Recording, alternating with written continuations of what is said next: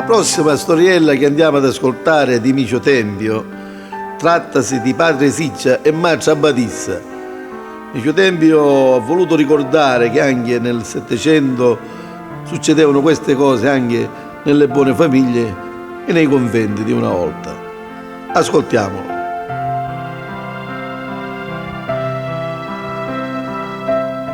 Ai, Micio, ma che mi tocchi, disgraziato? Non sai che ando convento se fa peccato? E facciamolo fuori che ve lo scraccio come a rattalora. Ma finisce la pezzo di gnasciato. Un convento è il loco consacrato. Ma c'è Badissa, la colpa è do me cazzo, che poi il suo sticchio sta nascendo pazzo. E io mi contento che soffro a peniare, ma risto pelo non te ne faccio assaggiare. Ah vai, ma c'è Badissa, se non me ne mai usata, ma diventa sicca e è tutta allaccarata. Ragiona, vite. È giusto per te siccia. Se io la uso, non sento più la miccia. Ma quando vengo cugnata a tacchi mia, mi abbamba tutto e mi ricava Maria.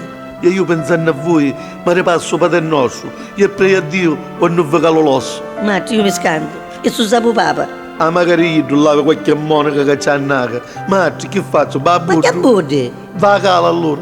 Ma che cale? Ma sono state che ti chiamano tutte. Ai. Marci, e ancora chi sta niente? Ora balleccata magari rende. Ai.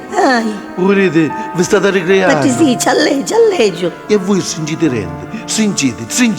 Ai, che gioia, che piacere provare in un momento. Sia benedetto il futtere magari in tuo commento. E allora do rosario, pazienza, o ti vinni e ne vedremo 6 e mezza. E fino a giura, faccio, come faccio? E con occhio a Cristo e non già sto cazzo.